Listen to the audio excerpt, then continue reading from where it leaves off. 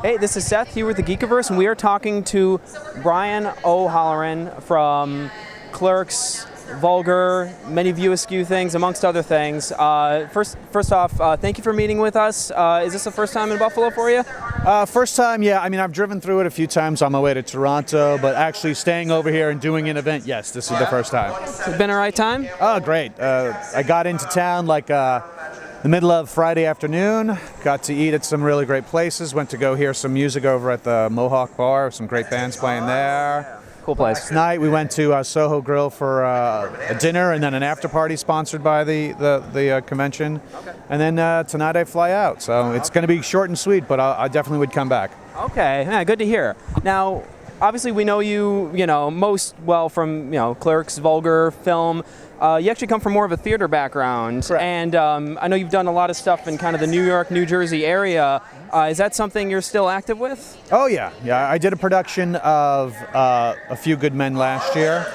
A couple of years prior to that, I did a production of The Crucible. So, yeah, I'm still involved in that community. I'm a member of the New Jersey Repertory Theater, also a member of Boomerang out of New York City, also a whole bunch of other professional theaters in the New York, New Jersey, Pennsylvania area. Okay, wonderful. Is there anything coming up that people in the area can come see in? Live theater right now, no. I've actually gotten a really full fall and early spring schedule with films.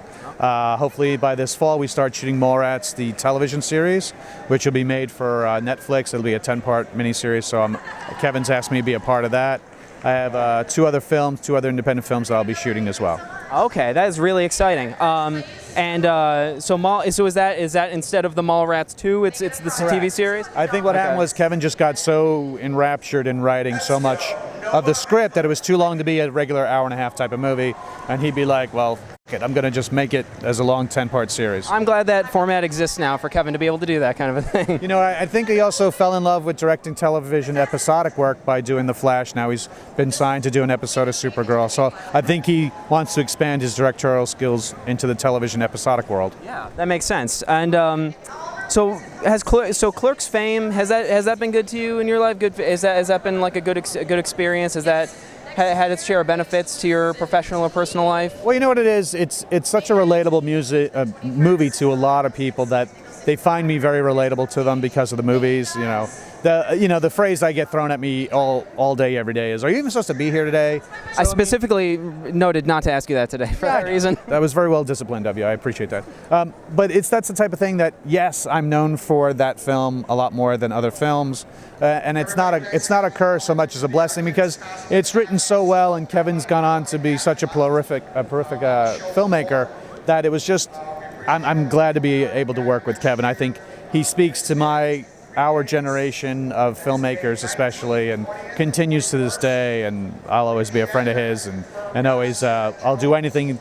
He could set up a shop inside a minimal mall and I'll start working there. Fantastic. Yeah, it's really, it seems you're part of such an incredible growing legacy. And I guess the last thought I had was, in terms of favorite comic book characters. Kevin Smith, he really likes Batman, Daredevil. I understand Jason Mewes as likes Wolverine, Deadshot. Yeah. I'm curious, are there any superhero or even just comic book general characters you have an affinity for? I mean, I was always a big fan of the Dark Knight series from Frank Miller. So that I always thought, wow, that's a real human aspect, a human way of realistic kind of a superhero, I felt.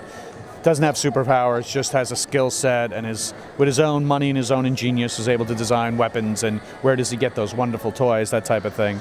So I always was drawn to Batman, but there was always other superheroes I enjoyed as well. Fantastic Four was always cool in my book.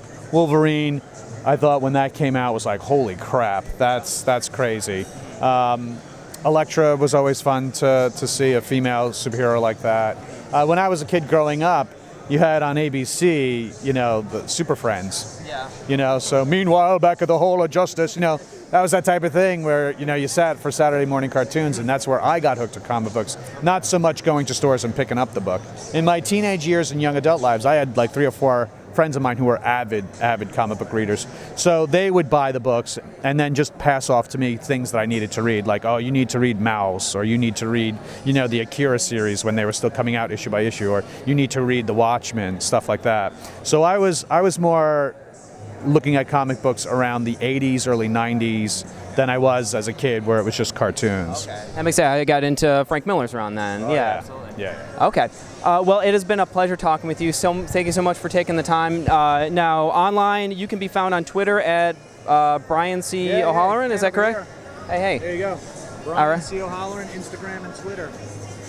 And then links to that will always go to Facebook posts that I put on because I've always linked that as well. And I handle my own sites. It's not like the team is handling my tweets. It's me. I'm doing it myself. So. Okay, fantastic. And we can be found at _Geekiverse on Twitter. And it was an absolute pleasure, Brian O'Halloran. Thank you so much. Seth, thank you for having me. Yes. All right. For all your Buffalo convention news currently and ongoing, stay tuned to the Geekiverse. How's it going, everybody? Again, my name is Adam from the Geekiverse. We are here at Nickel City Comic-Con in the great city of Buffalo, New York. I am here with Shad Nowicki. You can see a lot of his amazing artwork back here, man. Guys, Thank you very much. Yeah, Nickel City, it's the first year for this event. I'm from Ellicottville, New York, so this is kind of my hometown. And it's been great. I mean, we got Neil Adams, we got the guys from Comic Book Man, we got Sean Astin here, and I'm here showing my cool paintings. So come on down.